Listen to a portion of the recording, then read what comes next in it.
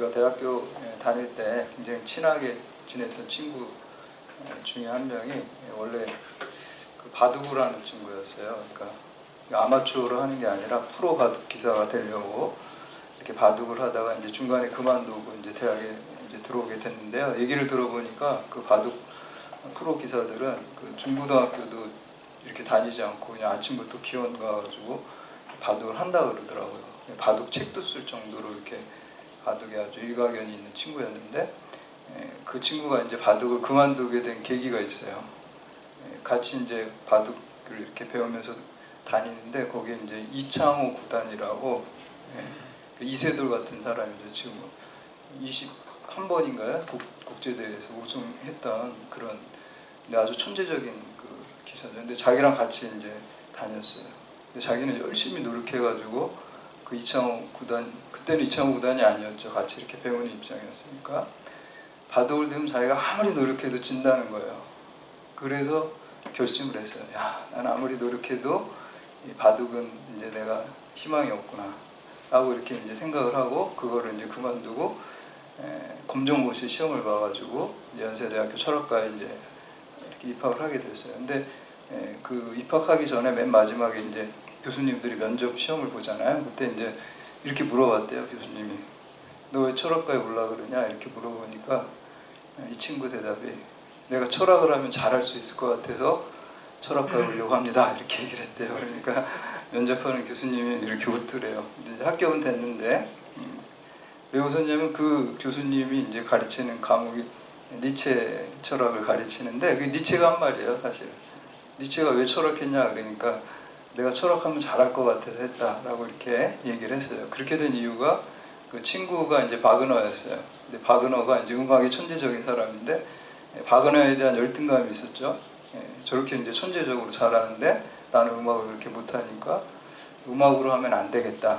뭔가 나도 바그너처럼 잘할 수 있는 걸 찾아야 되겠다라고 찾은 게 철학이었습니다. 그래서 이제 내가 철학을 하면 잘할 수 있을 것 같아서 철학을 했다 그러죠. 나중에 뭐 책 중에도 뭐 니체 대 바그너란 그런 책을 쓰기도 했었는데요. 근데 어찌됐건 그렇게 해서 이제 그 친구가 바둑을 그만두고 철학을 왔다는 거죠.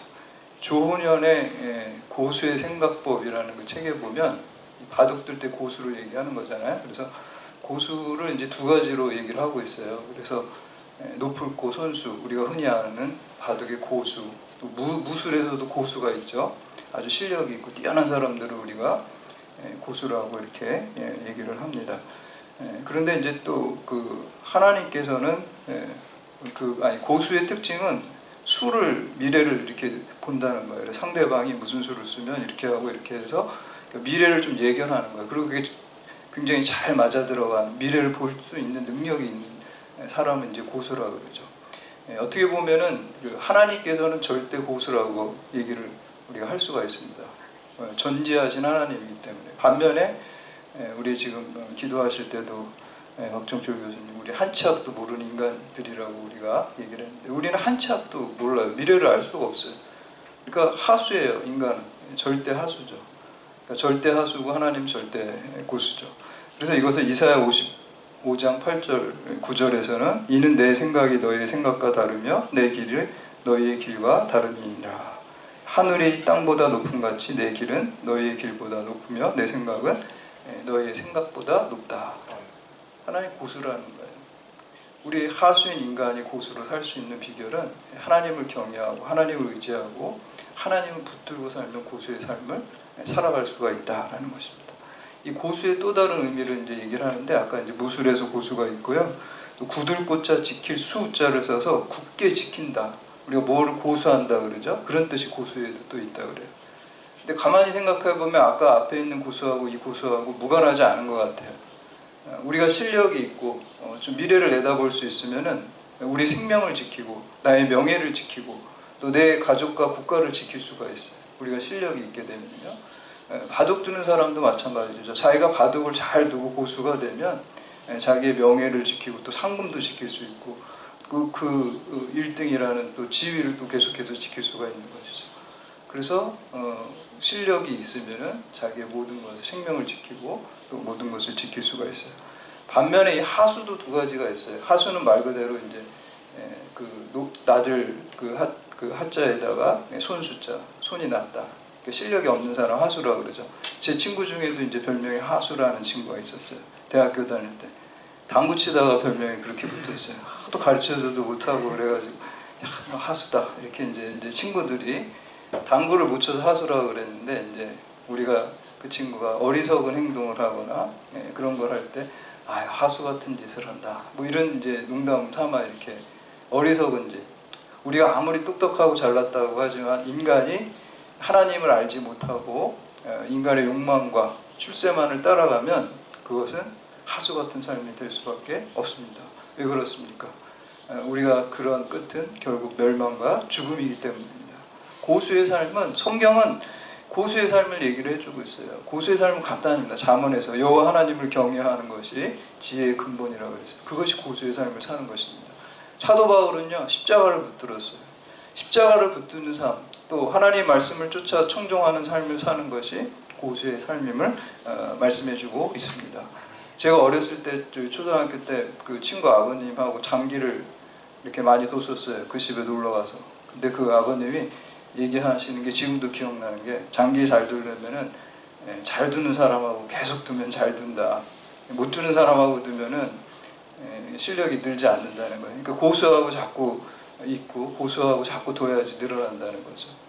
여러분, 우리가 고수의 삶을 살 수 있는 것은 십자가를 붙들고 십자가를 바라보고 또 절대 고수인 하나님의 말씀을 청종하며 살아갈 때 우리가 고수의 삶을 살아갈 수 있습니다. 오늘 그 말씀에 보면 사도 바울은 하나님의 보호하심과 인도하심을 받는 이 고수의 삶을 기록하고 있습니다. 그래서 이러한 바울의 모습을 통해서 도울 힘이 없는 세상과 권력자를 의지하지 않고 오직 인간의 생사복을 주관하시는 하나님만 의지하는 믿음의 삶, 이 고수의 삶을 살기를 결단하는 시간 되시기를 주님의 이름으로 축복합니다. 첫 번째, 진정 우리를 지켜주는 것은 바른 신앙과 바른 삶입니다.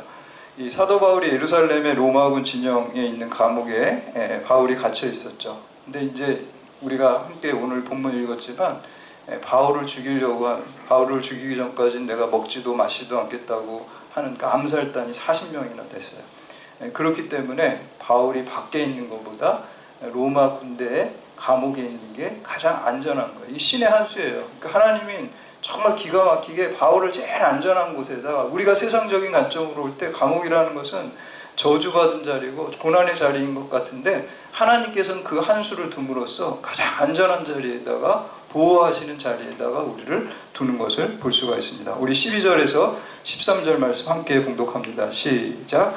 날이 새매 유대인들이 당을 지어 맹세하되 바울을 죽이기 전에는 먹지도 아니하고 마시지도 아니하겠다 하고 이같이 동맹한 자가 40여 명이다. 아멘. 바울을 죽이려 한 자들이요, 당을 짓고 맹세하고 동맹했습니다. 어느 한 사람이 그냥 속으로 내가 바울의 원한을 가지고 바울을 죽여야지 이런 차원이 아니라 40명이요 아주 창당대회 같은 걸 하고요, 또 맹세를 하고 또 동맹을 계획하는 것을 볼 수가 있습니다. 더군다나 이 사람들은 그 로마군이 호위하고 있는데 그 경비를 뚫고서 사도 바울을 죽일 수 있는 구체적인 방안을, 계획을 짜는 것을 볼 수가 있습니다. 우리 14절에서 15절 말씀 함께 봉독합니다. 시작.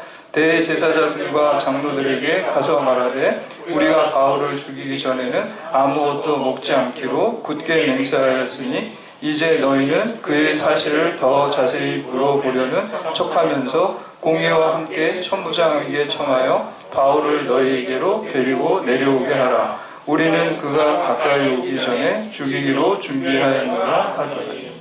아멘. 바울이요, 로마 군대 그 감옥의 진영의 감옥 안에 있으면 거기 경비가, 로마 군인 경비가 있기 때문에 바울을 죽일 수가 없어요. 가장 안전한 곳이 감옥이잖아요. 근데 죽일 수 있는 방법을 이 사람들이 생각해낸 게, 사내들인 공회에서 바울에 대한 신문이 아직 미진하니까 더 신문을 해야 되겠다라고 그 로마의 천부장에다 요청을 하려는 거예요. 사내들인 공회에서. 그러면은 그 바울이 있던 감옥에서 사내들인 공회까지 이동을 할 수밖에 없잖아요. 죄수를 이동하게 되죠. 이동하는 그 틈을 타가지고 자기네들이 그 암살단이 공격해가지고 바울을 죽이겠다는 거, 이렇게 계획을 짠 거예요. 근데 만약에 여러분 여기서 이제 이렇게 암살 계획을 짰음에도 불구하고 그 그게 다 수포로 들어가요. 우리 그 16절 이하에 보면 바울의 조카가 이 암살 계획단의 계획을 듣게 되고 이 바울과 로마의 천부장에게 이 사실을 알리게 됩니다. 그렇게 되자 이제 로마의 천부장이 조치를 내리게 돼요. 22절과 에서 24절까지 말씀 함께 봉독합니다. 시작. 이에 천부장이 청년을 보내며 경계하되 이 일을 내게 알렸다고 아무에게도 이르지 말라 하고 백부장 둘을 불러 이르되 밤 제3시에 가이사랴까지 갈 보병 200명과 기병 70명과 창병 200명을 준비하라 하고 또 바울을 태워 총독 벨릭스에게 무사히 보내기 위하여 짐승을 준비하라. 천부장은요, 보병, 기병, 창병 요 세 보니까 470명이에요. 보통 천부장은 1000명의 부하를 거느릴 수 있는데 실질적으로 뭐 1000명을 다 채우진 않고요. 한 보통 600명 정도 항상 보유하고 있대요. 그러니까 이제 600명에서 470명을 바울 한 사람 호위하는 일에다 경비에다가 470명을 쓰면 자기가 지금 이렇게 움직일 수 있는 병력의 80%를 바울 한 사람 지키는 데다가 썼다는 거예요. 뭐 우리가 상식적으로 있을 수 없는 일이죠. 어느 나라의 대통령, 어느 나라의 장군을 갖다가 470명의 군대가 호위해가지고 그 한 사람 때문에 이렇게 지켜주게 됩니까? 여러분, 우리가 바른 그 신앙을 살고 바른 삶을 살아갈 때, 신앙의 삶을 살아갈 때 하나님께서 이렇게 기가 막힌 방법으로 호위해 주시고 보호하시고 지켜주시는 것을 우리가 볼 수 있습니다. 그러나 반면에요, 이 죽이려고 했던 이 사람들은 어떻게 됐습니까? 창피한 일을 당하게 된 거죠. 자기네들의 힘으로 무엇인가 해보려고 한 사람들이 뭐 먹지도 않고 마시지도 않게 한다고 자기가 결의를 하고 공포를 하고 막 이랬는데 결국 그게 다 실패하게 되죠. 정말 창피한 일을 맞이할 수밖에 없었고요. 아마 먹고 마시는 것도 남들 보는 데서 못 먹었을 것 같아요. 자기가 이렇게 말로 공언하는 게 있기 때문에 하나님을 따르지 않는 사람, 부끄러움에 처할 수밖에 없다는 거예요. 바른 신앙을 가진 사람, 하나님의 말씀을 쫓아가는 사람은 그 삶이 비록 고통스러워 보일지라도 결국에 영원하신 하나님, 전능하신 하나님이 그를 지켜주시고 영광의 자리로 반드시 인도하신다는 것입니다. 두 번째는 하나님은 악인까지 사용하셔서 선을 이루어 가시는 것을 볼 수가 있습니다. 바울의 조카로부터 암살단이 바울을 지킨다는 그 이야기를 들었을 때 천부장은 밤 9시에요. 오늘 여기 보면은 제 3시라는 게 밤 9시거든요. 밤 9시에 예루살렘에서, 지금 있는 예루살렘에서 가이사랴 104km 정도 떨어져 있어요. 서울에서 지금 여기 우리 경찰대학 정도 거리가 되는 그 거리를 밤에 그 470명의 군사와 또 바울을 말을 태워가지고 이렇게 총독, 로마의 총독인 벨릭스에게 편지를 써서 이렇게 보내는 모습이 나옵니다. 우리 26절에서 30절까지 보면 편지의 내용이 나오고 있습니다. 26절에서 30절 말씀 함께 봉독합니다. 시작. 글라우디오 루시아는 총독 벨릭스를 가깝게 문안하였다. 이 사람이 유대인들에게 잡혀 죽게 된 것을 내가 로마 사람인 줄 들어 알고 군대를 거느리고 가서 구원하여다가 유대인들이 무슨 일로 그를 고발하였는지 알고자 하여 그를 공회로 데리고 내려갔더니 고발하는 것이 그들의 율법 문제에 관한 것뿐이요 한 가지도 죽이거나 결박한 사유가 없음을 발견하였나이다. 그러나 이 사람을 해하려는 관계가 있다고 누가 내게 알려주기로 곧 당신께로 보내며 또 고발하는 사람들이 당신 앞에서 그에 대하여 말하였나이다. 천부장의 이름이 나오죠. 글로우디아, 루시아. 이게 이제 글로우디아는 로마식 이름이고 루시아는 헬라어 이름입니다. 이 사람 원래 헬라 사람이었어요. 근데 시대가 바뀌었어요. 로마 시대가 왔어요. 그러니까 그 자기 로마 시민권을 큰 돈을 주고 사고 그 이름에다 글라우디아 황제 이름과 비슷하게 로마식 이름을 이렇게. 그러니까 이 사람은 한번 여기서 보면요, 굉장히 출세지향적인 사람이에요. 세상적인 사람입니다. 그러니까 어떻게 보면은 이 편지 내용도 이제 우리가 자세하게 지금 시간 관계상 제가 풀어드리지 못하겠지만 세 가지 내용인데 거짓말과 또 팩트가 이렇게 막 섞여 있어요. 그러면서 교묘하게 자기가 이렇게 로마 군인으로서 잘하고 있다는 것을 벨릭스 총독에게 알리고 있어요. 그러니까 나 좀 승진시켜 주세요. 이런 거예요. 사실 목적 자체가. 그러니까 이 사람은 어떻게 보면 제가 이렇게 이 성경 말씀 묵상하면서 소시오패스일 수도 있다는 생각이에요. 자기의 성공과 출세를 위해서 다른 사람들을 뭐 거짓말도 막 서슴지 않고 양심의 가책이 없이 하고 자기 수단 방법을 가리지 않는 출세지향적인 사람이 바로 로마의 천부장이었습니다. 그런데 놀라운 것은 그러한 그 악인까지도 하나님께서 사도 바울을 지켜주시고 보호하시고 인도하시고 또 그가 이제 로마로 가는데 맨 마지막에 그 로마 그 제국의 심장인 로마로 가는 거잖아요. 거기 가장 안전하게 그를 이동시켜 주는데 이 악인의 욕망과 악인의 출세욕까지도 하나님께서 선으로 사용하시는 것을 볼 수가 있습니다. 여러분 세상 가운데 여러분 주변 가운데 악한 사람이 있을 수 있어요. 또 진짜 소시오패스 같은 사람이 있을 수 있어요. 그런데 우리가 믿음으로 올곧게 쓴다면요, 그 사람들까지도 하나님께서 비록 순간적으로 내게 힘든 일이 있고 고통이 있고 억울한 일이 있고 화난 일이 있을지라도 결국에 궁극적으로는 하나님께서 우리를 더 좋은 길로, 우리를 더 복음에 그 사용되는 축복의 통로의 길로 우리를 반드시 인도하신다는 것입니다. 그것이 오늘 본문이 우리에게 말씀하시는 메시지입니다. 마지막으로 세 번째, 하나님의 약속과 성취는 둘이 아니라 하나라는 것입니다. 40명의 암살 단원보다 10배 많은 470명, 이렇게 이제 바울을 보호를 하셨고, 하나님께서 바울을 처음 부르셨을 때 이 사람은 내 이름과 이방인과 임금들과 이스라엘 자손들에게 전하기 위한 나의 택한 그릇이다 말씀하셨어요. 그 말씀의 약속이 이루어지고 있어요. 그리고 지난 시간에 살펴봤던 11절에 담대하라, 내가 예루살렘에서 나의 일을 증언한 것 같이 로마에서도 증언하여라 하리라. 하나님께서 놀라운 신묘막측한 방법으로요, 이 약속의 말씀을 다 이루어져요. 사람의 약속과 성취는 두 개예요. 한 개가 아니에요. 약속이 성취돼야 성취되는 거예요. 왜 두 개냐면요, 두 가지 이유 때문이라고 저는 생각해요. 첫 번째는 진실성이 사람에게 없을 수가 있어요. 사기꾼은요, 처음부터 약속을 할 때 약속을 성취하려고 지키려고 하지 않고 나 100만 원만 꺼줘, 내가 한 달 뒤에 200만 원 다시 돌려줄게, 이렇게 이제 사기꾼은 거짓말을 한단 말이에요. 그 사람은 그걸 받는 순간 도망가 버려요. 그러니까 처음부터 진실성이 없었기 때문에 그 약속이 이루어지지 않은 거죠. 그런데 진실하지만 무능력해서 못하는 경우도 있어요. 정말 100만 원을 꺼가지고 200만 원을 한 달 뒤에 갚아주려고 그랬는데 사업이 부도가 됐어요. 내 능력이 부족해서 그 약속을 지킬 수가 없는 경우도 있어요. 그런 하나님께서는 진실하신 하나님이고 신실하신 하나님입니다. 전능하신 하나님입니다. 여러분에게 하나님의 약속이 있다는 것 자체가 이미 축복이에요. 하나님의 약속과 성취는 두 개가 아니라 한 개예요. 하나님은 말씀으로 천지를 창조해요. 하나님 빛이 있으라 하면 빛이 있게 된 거예요. 하나님이 우리를 축복하시고 우리에게 영원한 생명을, 믿는 자에게 영원한 생명을 주신다고 약속했으면 그 약속은 그대로 우리 삶 가운데 이루어지는 것입니다. 두 개가 아니에요. 하나님은 신실하시고 하나님은 전능하시기 때문에 그 약속은 반드시 우리에게 이루어집니다. 그 약속을 믿는 것, 그 약속이 이루어지는 것을 믿고 그것을 이루어지기를 기도하는 게 믿음의 삶입니다.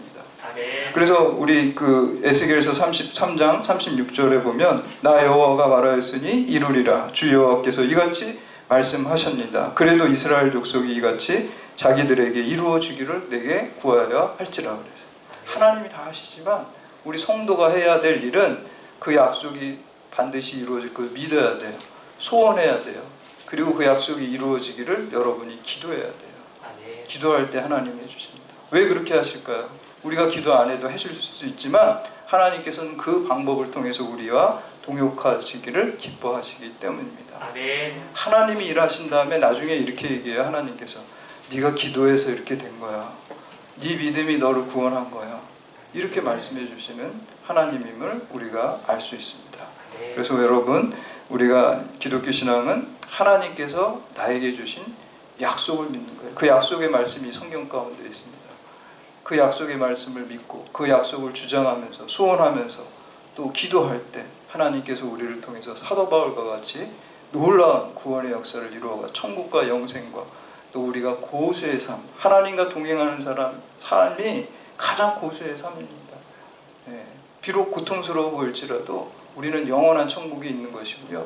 그리고 하수의 삶은 잠깐 눈앞에 이익이 있는 것 같지만 여기서 썩어지고 멸망하는 삶을 살아가는 것은 하수의 삶입니다. 그래서 여러분, 사도 바울과 같이 천국을 소망하고 부활과 영생을 소망하면서 정말 높고 호기한 그런 고수의 삶, 영원한 삶을 이루어가지고 그 복음을 널리 전파하고 증거하는 믿음의 신실한 자녀들이 다 되시기를 주님의 이름으로 축원합니다.